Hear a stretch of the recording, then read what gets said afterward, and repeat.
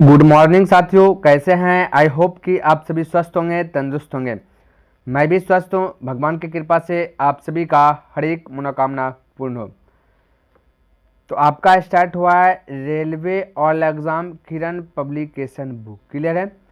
इनमें अगर चैप्टर की बात किया जाए तो सबसे पहले मैंने रेशियो कंप्लीट किया, उसके बाद परसेंटेज, फिर प्रॉफिट एंड लॉस, फिर डिस्काउंट, फिर एसआई, और अभी आपका चल रहा है सीआई। सीआई में आपका जो स्टार्ट हुआ है, ये टाइप की बात किया जाए तो टाइप 1 से लेकर के भाई टाइप 5 तक मैंने समाप्त कर दिया है। अब जो कि टाइप 6 में जो कि हाथ लगाए हैं, जो कि आखिरी टाइप है। क्लियर है।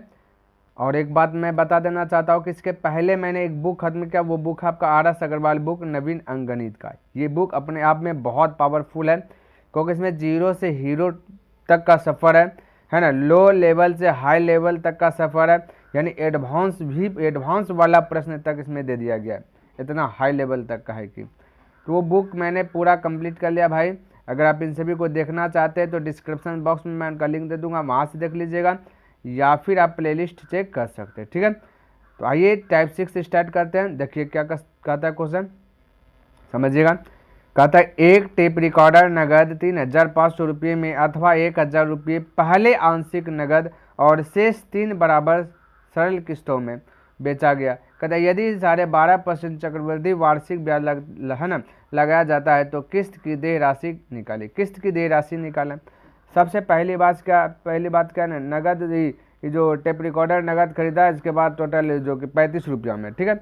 और फिर 1,000 रुपये के पहले आंशिक नगद थे, यानी 1,000 रुपया जो है ना पहले आंशिक नगद खरीद लिया 1,000 रुपये। तो 3500 में से 1,000 को अगर हटा दिया जाए भाई तो बचेगा कितना, बोलिए 2500 बचेगा, है ना। 35 में 1,000 हटा दीजिएगा तो कितना बचेगा, 2500। अब आगे का था शेष 3 बराबर का था। अब जो शेष जो बच गया, तो जैसे 3500 में 1,000 हटा दिया तो 2500 बचा। अब जो 2500 बचा उसका कहते हैं 3 बराबर सरल किस्तों में। कहता किस्त जो है सरल किस्त है ना, उसमें जो कि बेचा गया। यदि कहता 12.5% चक्रवृद्धि, कहता अगर चक्रवृद्धि ब्याज पर वो किस्त है और वो भी 12.5% ब्याज लगाया जाता है तो किस्त की देय राशि निकालिए। अब समझिए, पहला किस्त जो भी लगेगा भाई वो SI और CI दोनों बैलेंस से रहता है, यानी चक्रवृद्धि ब्याज हो या साधारण ब्याज हो तो पहला किस्त में कोई ब्याज नहीं लगता। दूसरा किस्त का जो कि चक्रवृद्धि ब्याज आपका यूज होगा, जैसे कि पहला किस्त में कुछ भी आपका ब्याज जुट करके हुआ, उसके बाद ब्याज का भी ब्याज लगता है दूसरों में। पहला वर्ष में है ना चक्रवृद्धि ब्याज और साधारण ब्याज सेम रहता है। ठीक है, क्योंकि पहला वर्ष है तो पहला वर्ष है तो ब्याज कुछ है ही है। मान लेते 100 रुपया ब्याज आपका लगेगा, 100 रुपया, यानी कि किसी से 1,000 रुपया आप लिए है ना कर्जा। अब 100 रुपया आपका पहला वर्ष के लिए लिए, तो आपका CI हो या SI हो, तो दूसरा वर्ष जैसे पहला वर्ष खत्म होगा तो 1,100 रुपया उसको दीजिएगा, नहीं 1,100। फिर जैसे दूसरा वर्ष में जाएगा ना तो ये 1,100 ये 100 का भी ब्याज लगता है, तो उसको कहते हैं चक्रवृद्धि ब्याज। तो ध्यान में रखना। तो इस प्रकार से 3 बराबर 1,000 तो पहले नगद दिया, उसके बाद 3500 में से 1,000 हटा दीजिए, जो बचा 25 उसको 3 बराबर सरल किस्तों में बेचा गया। लेकिन सरल कंडीशन रखा 12.5% है और वो क्या है चक्रवृद्धि ब्याज पे। तो इसको थोड़ा सा फॉलो कर दो। 12.5% का मतलब होता है भाई 1/8 होता है। बोले यार कैसे हो गया सर जी, तो यहाँ पे समझ लीजिए 12 पूर्णांक 1/2 को तोड़िएगा, 12 24 25, यानी 25/2 है ना। और यहाँ पे परसेंट है तो परसेंट डिलीट कीजिएगा तो इसका मतलब 100 होता है। ठीक है। अब 25 का 25, 25 का 100, 4 दूना 8, यानी 1/8 हुआ। ये ध्यान में रखना। तो 12.5% का मतलब होता है 1/8 होता है, ये भाई बिल्कुल ये होता है। इसमें किसी को नोछो वाला बात नहीं होना चाहिए, ये होता है। पहला वर्ष के लिए किस्त की अगर बात किया जाए 8 होगा। ये नीचे वाला मूलधन कहलाता है, ऊपर वाला ब्याज कहलाता है। ध्यान में रखना, नीचे वाला मूलधन ऊपर वाला ब्याज, और मूलधन और ब्याज जुड़ता है तो हो जाता है क्या चीज़, अमाउंट हो जाता है। ये भी ध्यान रखना। तो 8 रुपया पहला किस्त 8, कितना में से टोटल अमाउंट कितना हो जाएगा इसका 9। ठीक है, ध्यान में। तो इस प्रकार सपोज करना। दूसरा जैसे कि दोनों 3 बराबर किस्त है तो इसको ज्वाइंट कीजिएगा। ठीक है, तब जो कि ये बता रहे हैं, पहले इसको समझिए। ये तीनों किस्त बराबर किस्त है। पहला किस्त में तो ब्याज कुछ नहीं लेगा। अब दूसरे का किस्त में ब्याज जब भी चक्रवृद्धि ब्याज होगा तो इसका पावर कीजिएगा। ठीक है, 8 का पावर 2 दूसरे का वर्ष के लिए, तो 8 का पावर 2 हो जाएगा 64। ठीक है, 9 का पावर 2 हो जाएगा 81। उसी प्रकार तीसरा वर्ष के लिए, क्योंकि 3 है ना, 3 बराबर किस्तों में बांटा गया, तो तीसरा वर्ष के लिए देखिए अब तीसरा वर्ष के तो 8 का क्यूब बोलिए, तो 8 का क्यूब हो जाएगा 512, 512 और 9 का क्यूब कितना हो जाएगा 729, 9 का क्यूब कितना हो जाएगा 729। यहाँ तक किसी को दिक्कत नहीं होना चाहिए, है ना। 12.5% चक्रवृद्धि है ना, चक्रवृद्धि वार्षिक ब्याज पर लगाया गया, तो 3 किस्त है तो 3 वर्ष, पहला वर्ष के लिए इतना होगा, दूसरा वर्ष के लिए इतना हो जाएगा, है ना। चक्रवृद्धि ब्याज तीसरा वर्ष के लिए इतना हो जाएगा, और जाएगा तो और ज़्यादा हो जाएगा, ये 3 तक, ठीक है। अब ये जो आपका ब्याज मिला, तो किसका ब्याज मिला बोलिए, किसी का, तो आपका बोला तो किस्त की देय राशि निकालिए। तो मान लेते भाई किस्त की देय राशि x है, x का इतना, यानी कि ये सारा को हल करके उसका x बोल सकते, ठीक है। x का इतना कीजिएगा, तो वो टोटल आपका देय राशि जो बचा 1000 निकाल दीजिएगा भाई, क्योंकि ये 1000 पहले ही आंशिक नगद खरीदा, जो बचा उसमें शेष 3 बराबर, और कहता शेष जो बच गया तो 1000, 3500 में से 1000 निकाल दीजिएगा तो 2500 ही ना बचेगा, तो 2500 हो जाएगा, ठीक है।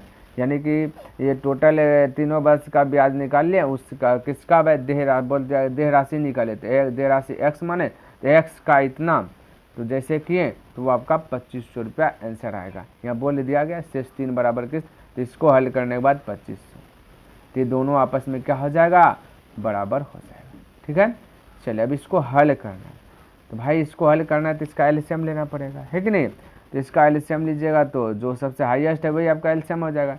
एलसीएम हो जाएगा 729, कितना हो जाएगा भाई, एलसीएम हो जाएगा 729। यहाँ तक किसी को दिक्कत है।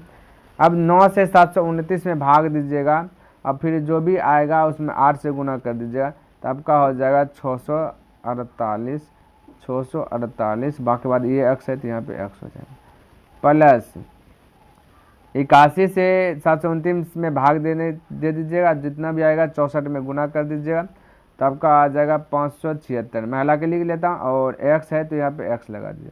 उसी प्रकार से 729 से 729 में भाग दीजिएगा, तो 1 आएगा, तो फिर ये हो जाएगा 512x, ठीक है भाई, 512x हो जाएगा। अब इसको कर लीजिएगा, कैलकुलेशन वाला है ना, अब बराबर हो जाएगा 2500। अब इसको क्रॉस मल्टीप्लाई गुना कर दीजिएगा, टोटल चीज़ को क्या कर दीजिएगा, जोड़ दीजिएगा, है ना। टोटल को क्या कर दीजिएगा भाई, जोड़ दीजिएगा, क्रॉस करके आपको गुना कर देना है। तो आपका राइट आंसर जो कि आज देखिए क्रॉस करके गुना कीजिए, एक टोटल को जोड़िए, फिर जो भी आपका आएगा, जैसे कि सारा चीज़ को जोड़िएगा ना भाई, सारा चीज़ को जोड़िएगा तो आपका आ जाएगा 1736 आ जाएगा, 36x आ जाएगा, बराबर इधर हो जाएगा 25 पर डबल 0 और गुना हो जाएगा 729। इसको भाई हल कर लीजिएगा, ठीक है। यहाँ पे थोड़ा सा जगह का कमी पड़ रहा है, तो आपका आंसर आ जाएगा 1049.85 आ जाएगा, ठीक है। 1049.85 यानी कि ऑप्शन नंबर 2 आ जाएगा। तो इसको भाई हल कर लीजिए, थोड़ा सा कैलकुलेशन वाला सवाल पकड़ा गया, क्योंकि टाइप 6 अब लास्ट है, तो थोड़ा सा तो होगा, है ना। चलिए दूसरा का क्वेश्चन देखते हैं और इसको समझने का प्रयास करते हैं। तो दूसरा का क्वेश्चन क्या कहता है समझिएगा, कहता है एक पिता ने अपनी जो कि वसीयत में, देखिए ये आपका कॉमा है, ठीक है, ये आपका पॉइंट लग गया है, कॉमा है, तो क्या करे इसको सही कर लेता है ना।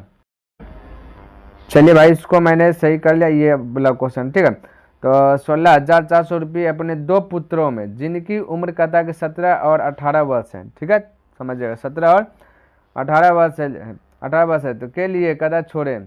वसीयत के अनुसार उन दोनों को 20 वर्ष की उम्र में 5% चक्रवृद्धि ब्याज से बराबर बराबर धनराशि मिलनी है, तो वर्तमान में छोटे पुत्र का अंश क्या होगा। छोटे पुत्र का अंश, तो भाई टोटल 16,400 रुपया है, जिनमें से कि छोटे पुत्र का पूछा, तो इसको ऐसे न बना लेते भाई, छोटे पुत्र का मान लेता हूँ x होगा, उसका जो अंश होगा वो x होगा मान लेता हूँ, ठीक है।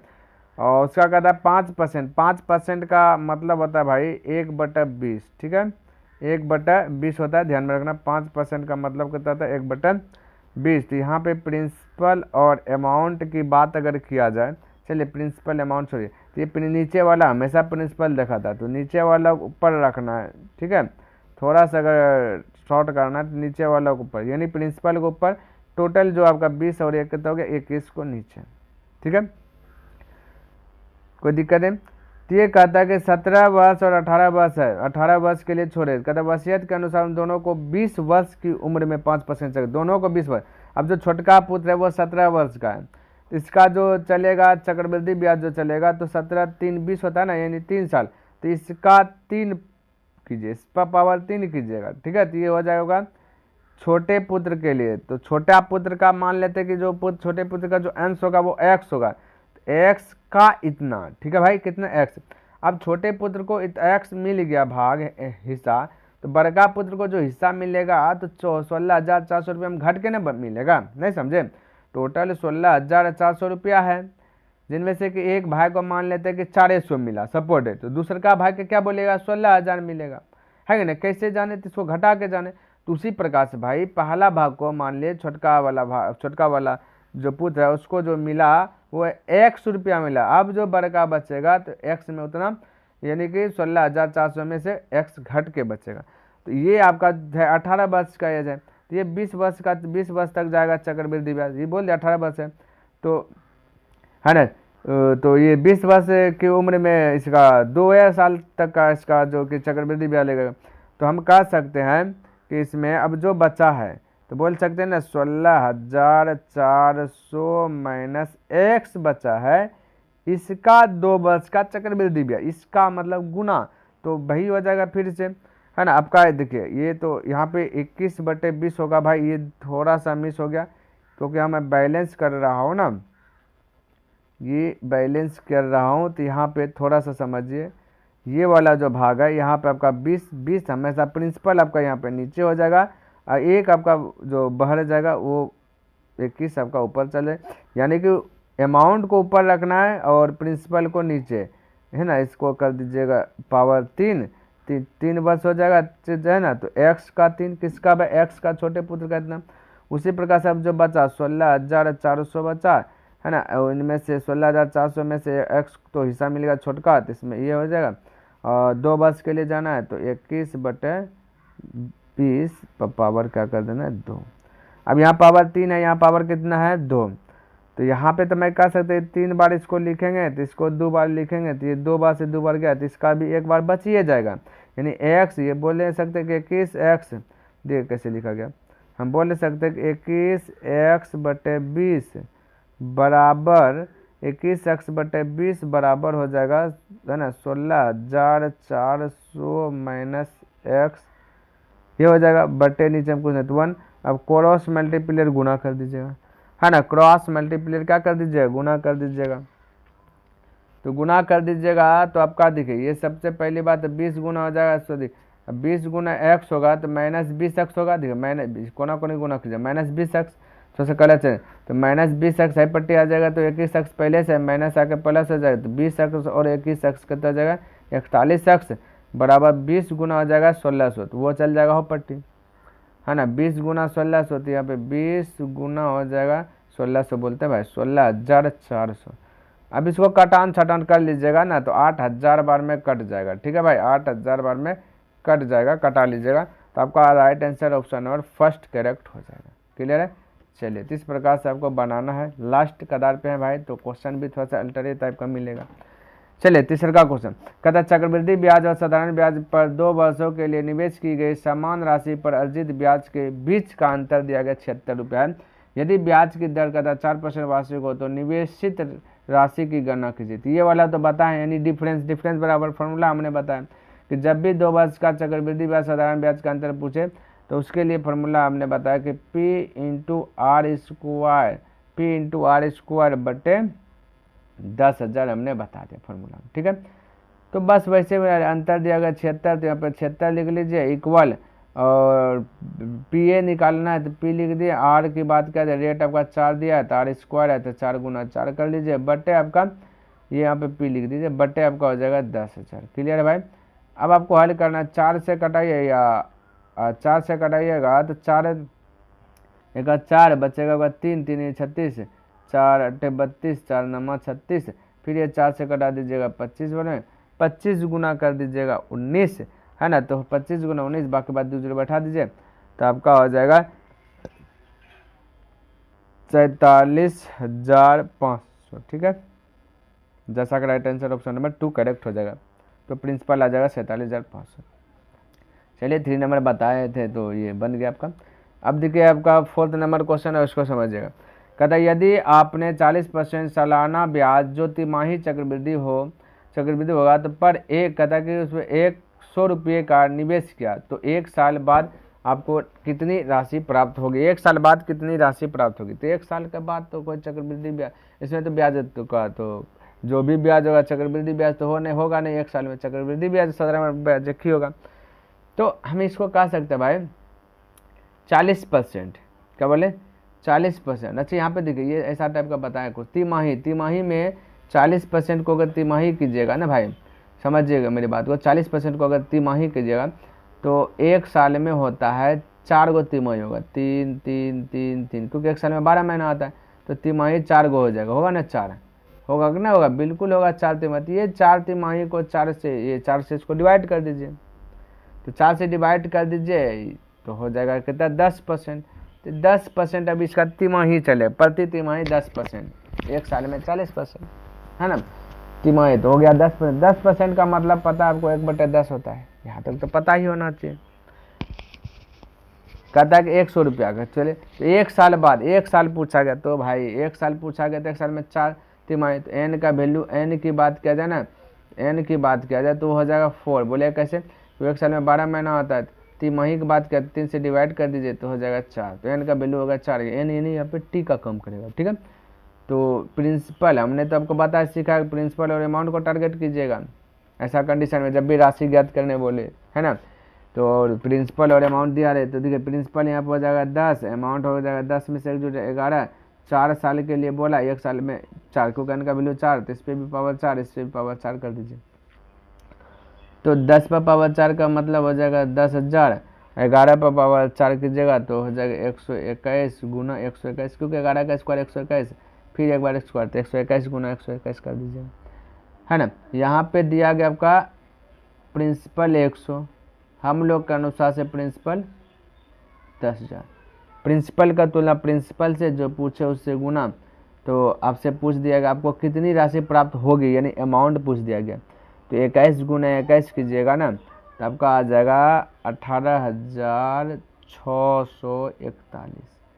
तो ये 2 जीरो से 2 जीरो आपका कटिए जाएगा, है ना। अब भाग दीजिएगा तो 100 से भाग तो 186.41 हो जाएगा, ठीक है। तो ऑप्शन नंबर 186 कहाँ 146 होगा भाई, 146 होगा, ठीक है।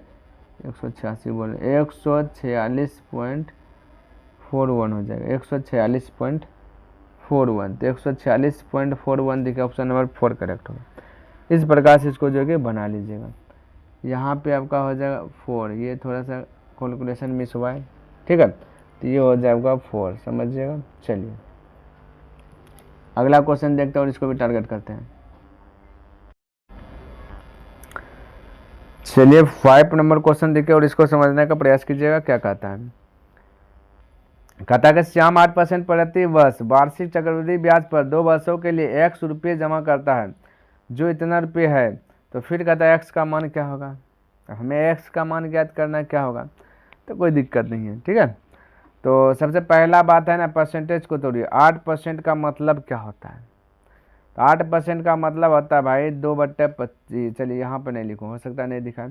8% का मतलब होता है 2/25, क्लियर है।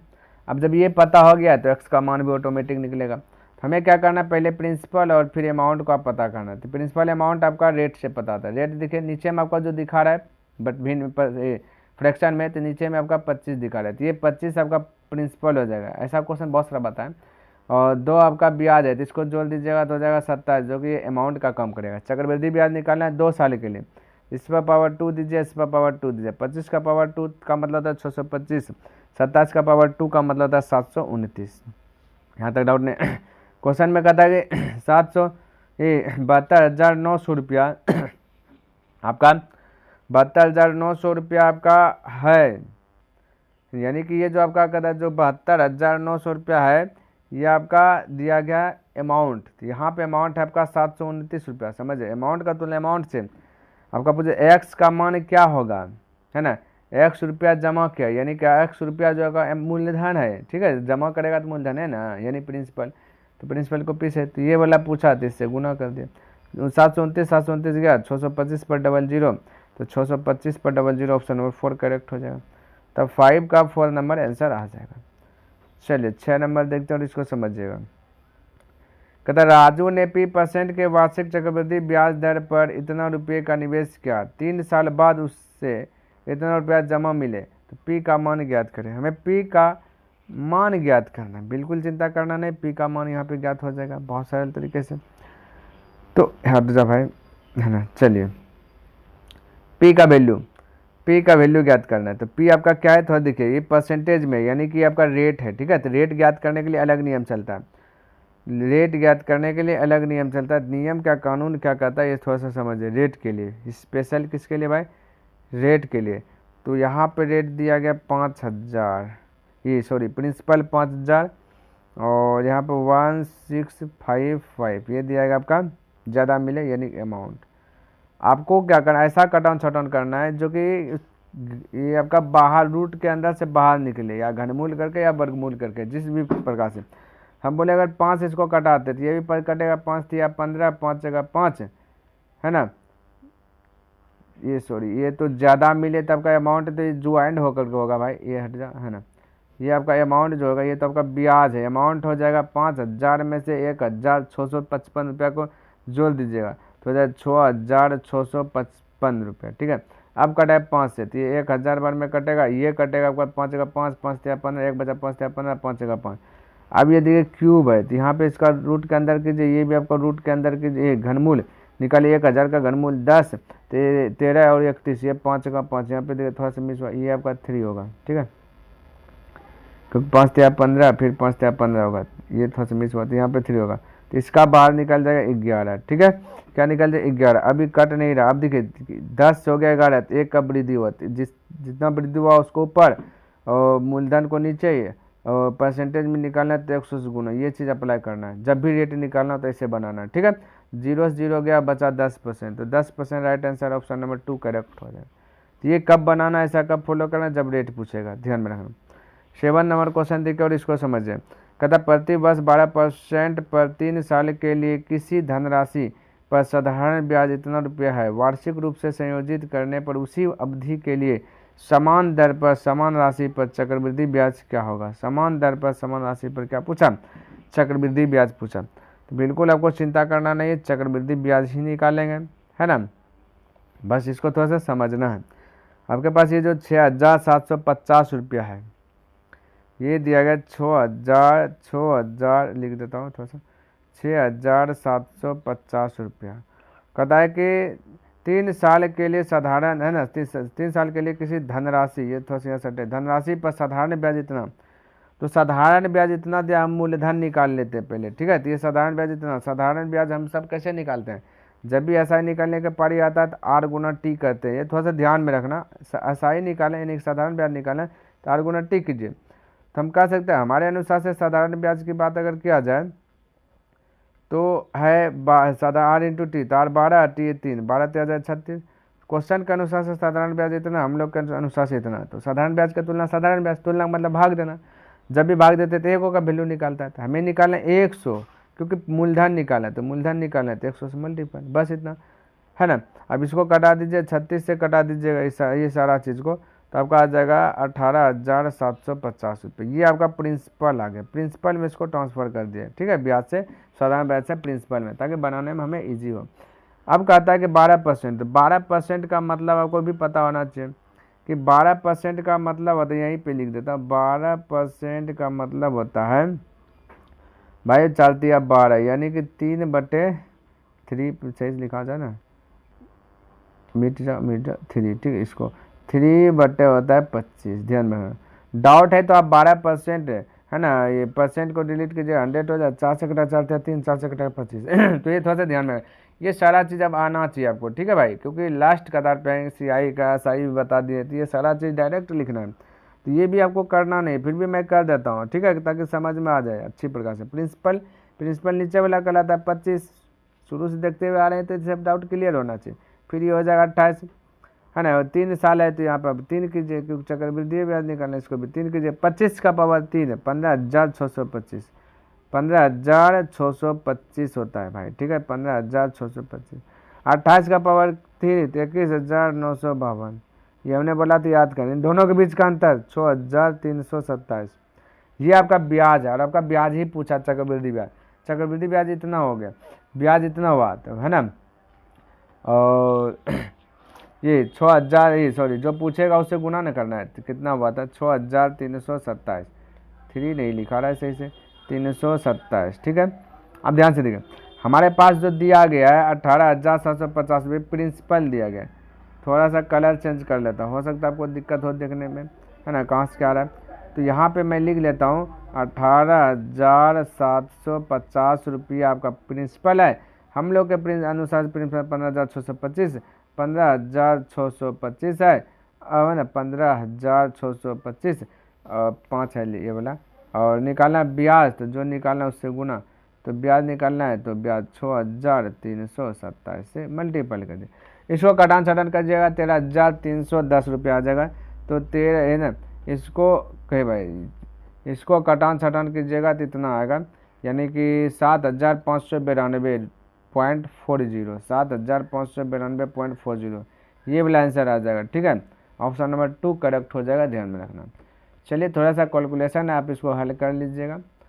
8 नंबर क्वेश्चन देखिए और समझिए। कहता है यदि छमाही चक्रवृद्धि ब्याज पर 20% वार्षिक की दर से इतना रुपया निवेश किए जाते हैं, तब 18 माह बाद राशि होगी।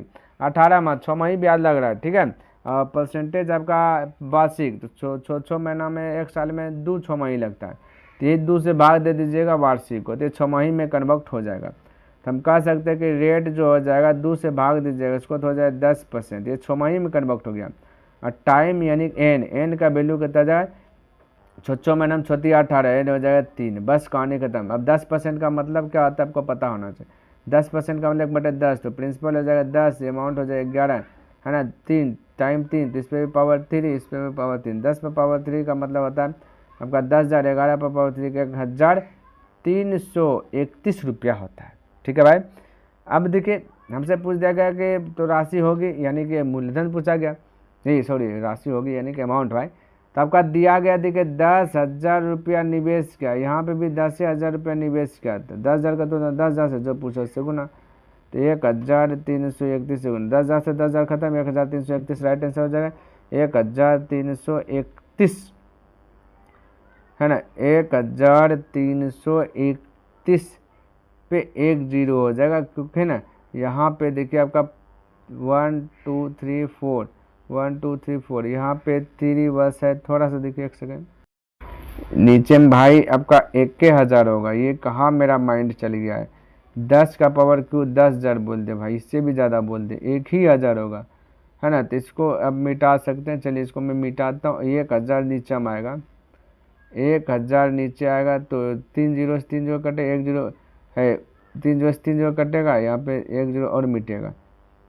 देखिए आपको फ्रेश से कर देता हूँ, देखिए ये आपका 10 पर पावर 3, और यहाँ 11 जो कि अमाउंट है इस पर पावर 3, ठीक है। 10 का पावर 3 का मतलब होता है 1,000, 11 पावर 3 का मतलब 1,331, और क्वेश्चन में दिया गया 10,000 रुपया आपका मूलधन, यहाँ पे दिया गया 1,000 मूलधन का, तो मूलधन से जो पूछे उसे गुना, तो ये 3 0 से 3 0 कट जाएगा, तो 1,331 पर 1 0 आ जाएगा, क्योंकि 10 से गुना हो जाएगा, 1,331 पर 1 0, ऑप्शन नंबर 4 करेक्ट हो जाएगा।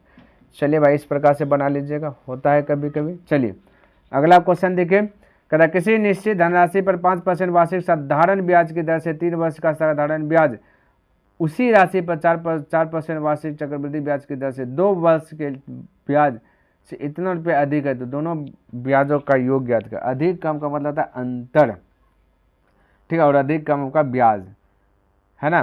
तो कोई दिक्कत नहीं, इसको भी बनाने का प्रयास करते हैं, समझने का प्रयास कीजिएगा आप लोग, है ना। तो साधारण ब्याज देगा, तो मान लेते हैं साधारण ब्याज P है, मान लिया कि साधारण ब्याज मूलधन मान लेता P है, मान लेता हूँ मूलधन P है, और मूलधन हम लोग निकालते हैं कैसे, 100 से गुना कर 100, मूलधन हम लोग मानते हैं 100, लेकिन क्वेश्चन में लिख लिया P है, तो P का तुलना 100 से, प्रिंसिपल का तुलना प्रिंसिपल से, जो निकालना उससे गुना, है ना, ये निकालना में ब्याज, तो 5 गुना 3 8 गुना टी करते तो हो जाएगा 15, तो ये हो जाएगा टोटल हो जाएगा 15p/100, ये हो जाएगा SI ब्याज। ठीक है, अब यहाँ पे देखिए भाई आपका 5%, 5% का मतलब होता है 1/5%, ये दूसरा 4% है, उस साधारण 4% से चक्रवृद्धि ब्याज, तो 4% का मतलब होता है 1/25। ठीक है, तो प्रिंसिपल अमाउंट, तो प्रिंसिपल हो जाएगा 25, ये सारा बता दे, 4% मतलब 1/25, तो प्रिंसिपल 25, अमाउंट हो जाएगा 26। तो ये आपका है 2 साल के लिए, है ना, ये 2 बस, ठीक है 2 लिख दिया, तो 25 का पावर 2 मिट जा भाई, 3 आ गया 2 और 26 का पावर 2, तो ये जब 25 का पावर 2 मतलब 625, 26 का पावर 2 का मतलब 676, 600 कितना हो जाएगा 76। ठीक है, तो इन दोनों के बीच का गैपिंग आपका होगा 51 रुपया का, क्योंकि हमें ब्याजें निकालना है, यहाँ 51 रुपया का। यहाँ पे अब देखिए थोड़ा सा कलर मैं चेंज कर देता हूँ। ठीक है, अब यहाँ पे देखिए 15, देखिए यहाँ पे CI निकालिए यहाँ पे भी, क्योंकि दोनों ब्याजों का योग पूछा गया है। ठीक है, तो इसका ब्याज तो इतना होगा, तो CI निकालना है तो 51 है ना, तो यहाँ पे हम कह सकते हैं प्रिंसिपल को माने P, यहाँ पे प्रिंसिपल हम लोग के अनुसार से 625 है, प्रिंसिपल का तुलना प्रिंसिपल CI निकालने तो 51 से गुना हो जाएगा 51p/625। ठीक है, अब इन दोनों के बीच का क्या पूछा गया भाई, कहता है कि दोनों ब्याजों का योग, तो दोनों ब्याजों का योग पूछा गया, तो दोनों को क्या कर दीजिए, बोलिए बोलिए, दोनों ब्याजों का योग, योग पूछा गया है, और यहाँ पे आपको दे दिया गया है इतना रुपया बस, है ना, वर्ष के ब्याज से इतना रुपया अधिक है, और अधिक कम का मतलब होता है अंतर, ये भी तो पता है, अधिक कम का मतलब क्या होता है अंतर, तो इन ब्याजों, है ना, इनका और इनका अंतर कीजिए, तो ये इतना रुपया बोला, आंसर आ जाएगा, तो अंतर कीजिएगा तो इतना रुपया आपका क्या आ जाएगा, आंसर आ जाएगा, तो हल कर लीजिए। और फिर आपका पूछ दिया दोनों ब्याजों का योग, तो दोनों ब्याजों का योग आपका निकलेगा। ठीक है, तो वो थोड़ा सा मैं इसको मिटाता हूँ। ठीक है, क्योंकि ये वाला याद रखिएगा 15p/100 और 51 गुना p 51p/625, तो है ना, दोनों ब्याजों का अंतर पूछा, SI - CI कीजिएगा। ठीक है, तो SI आपका आया है 15p/100 और CI आया है 51p/625, बराबर हो जाएगा, कितना अंतर दिएगा 649.80। ठीक है, अब इन दोनों का एलसीएम लीजिएगा, बाकी बार हल कर लीजिएगा भाई। देखिए एलसीएम लीजिएगा ना, इन दोनों का एलसीएम अगर लीजिएगा तो हो जाएगा आपका 2500, 2500 गुना इतना, 100 से भाग दीजिएगा 2500, 25 बना 25 गुना 15 कर दीजिएगा 375p माइनस 625 से 2500 में भाग दीजिएगा, है ना, बाकी बात फिर 51p से गुना कीजिएगा 204 आ जाएगा, 204p बराबर 649.80, कोना कोनी गुना और इसको घटा लीजिएगा, फिर आपका आंसर आ जाएगा भाई 9500। आप हल कर लीजिएगा इसको। ठीक है, कैलकुलेशन है, थोड़ा सा हल कर लीजिएगा, ऑप्शन नंबर फर्स्ट करेक्ट हो जाएगा। चलिए अगला क्वेश्चन देखिए, 3 नंबर क्वेश्चन क्या कहता है समझिएगा, कहता है कि 3000 रुपये को हर 4 माह में चक्रवृद्धि होने वाले 30% वार्षिक ब्याज दर पर निवेश करने पर 1 वर्ष में इतना रुपया, है, कहता है 1 वर्ष में रुपया की राशि प्राप्त होगी, कितने रुपया की राशि प्राप्त होगी, ये पूछ दिया गया।